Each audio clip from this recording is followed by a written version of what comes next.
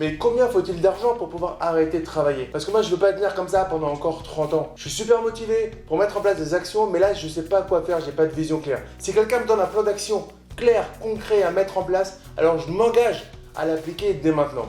Salut, je te propose une série de 3 vidéos pour analyser comment choisir l'âge de sa retraite. Dans cette première vidéo de la série, on va commencer par définir le montant nécessaire dont tu as besoin et comment l'obtenir.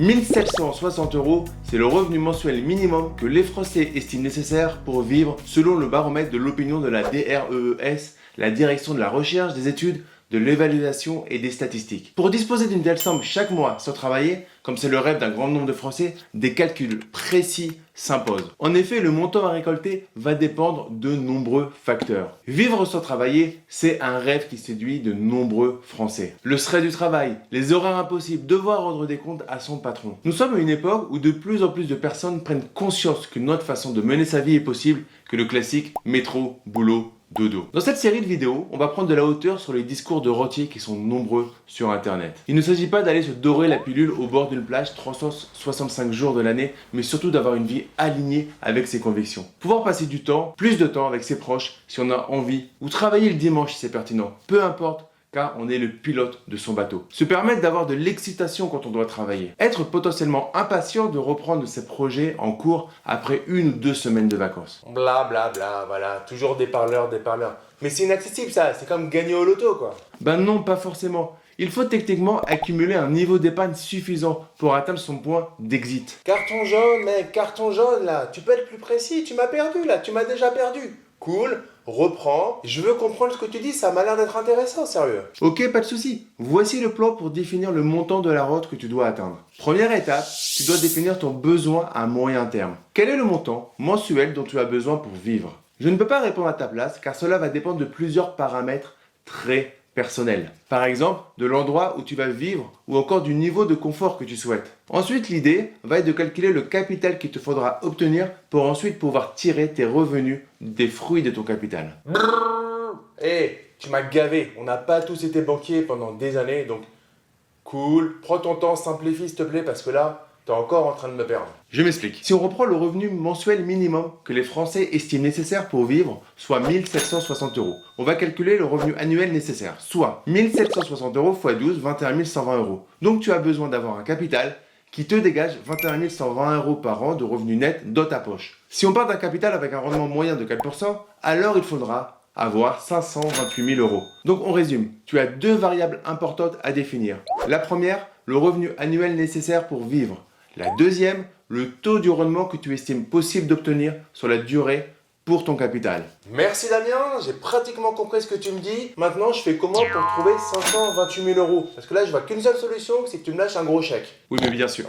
Bon, je ne vais pas te laisser comme ça, ne t'inquiète pas. Tu vas avoir différents moyens de toucher des revenus sans travailler ou afin de pouvoir sortir de ton travail actuel. Je le répète, je pense que si tu arrives à mettre cela en place, tu auras acquis un mindset d'entrepreneur et tu voudras continuer à relever des nouveaux défis, mais surtout le faire dans le domaine qui te plaît et sans la pression d'un patron. Donc, pour te constituer un capital important, plusieurs options existent. Numéro 1, l'épargne. Mettre une partie de tes revenus professionnels et autres de côté chaque mois. Cela va te permettre de stocker ton argent et de faire croître ton capital grâce aux intérêts composés générés par tes placements.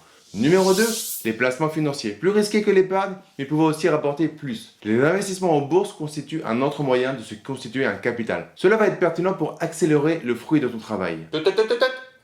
On se calme. Est-ce que tu peux me donner un exemple clair, parce que je crois avoir compris, et si j'ai vraiment compris ce que tu as dit, alors là tu commences vraiment à m'intéresser mon gars. Ok.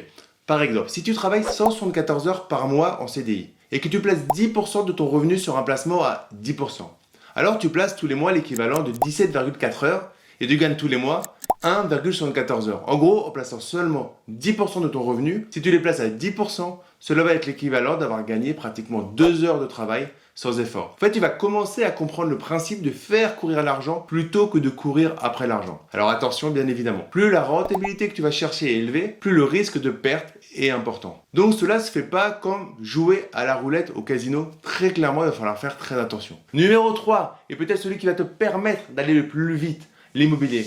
Que cela passe par l'immobilier locatif, la division immobilière, la promotion immobilière. L'immobilier va te permettre de toucher des revenus réguliers ou conséquents, en une fois ou sous forme de rente.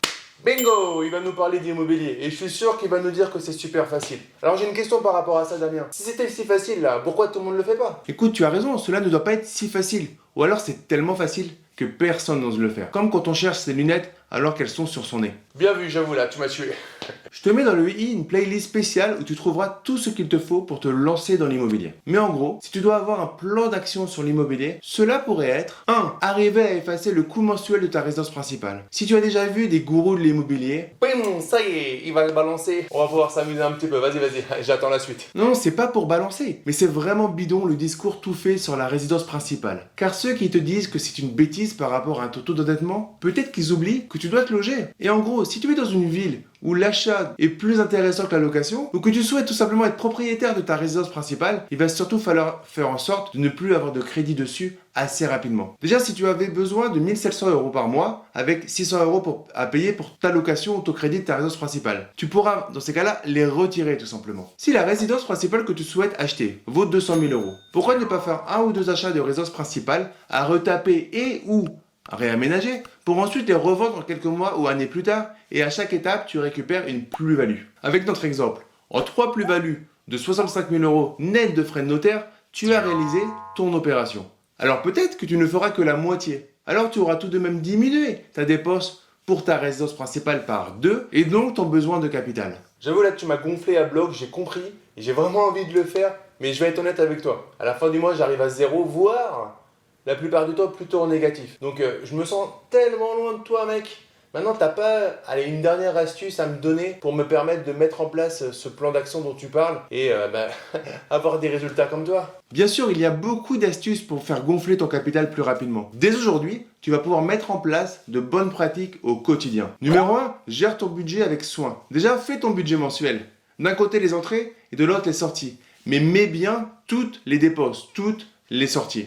Numéro 2, réduis ta facture d'énergie, renégocie tes contrats du quotidien, assurance voiture, assurance maison, tous tes contrats du quotidien. Tes petites et grandes économies te permettront de te rapprocher doucement de ton but. Dans la prochaine vidéo de la série, je te parlerai d'un mouvement né aux États-Unis autour du frugalisme poussé à l'extrême, le mouvement FIRE. À ce stade, ce n'est pas mon propos, car il faut aussi profiter de la vie dans une certaine mesure. Et surtout, je veux simplement que tu prennes conscience que tu as d'autres solutions possible dans ta vie. Pour conclure cette vidéo, tu vois que quand on prend une problématique sous un angle mathématique, cela simplifie grandement la démarche. Tu es maintenant capable d'entrer ta destination dans ton GPS. On verra dans les vidéos suivantes qu'il ne va pas s'agir d'une destination finale, mais seulement d'un nouveau début. Si tu as une question, n'hésite pas à me laisser un commentaire sous cette vidéo. Excuse-moi, je peux t'en poser une dernière, s'il te plaît? Oui, bien sûr, avec plaisir. Pourquoi tu fais pas un livre pour bien nous décrire tout ça? Toi, t'es pas encore abonné à la chaîne. Sinon, tu m'aurais pas posé la question. Donc, abonne-toi à la chaîne en cliquant sur le bouton s'abonner et n'oublie pas de cliquer sur la cloche pour être prévenu quand je publie les prochaines vidéos de la série. Et oui, tu as vu juste, j'ai écrit un livre, Les clés de l'immobilier rentable et sécurisé. Je t'offre la version papier, tu as simplement à régler les frais de traitement et tu la reçois directement dans ta boîte aux lettres. Tu trouveras le lien dans la description de la vidéo. Et je te dis à très vite pour une prochaine vidéo. Ciao!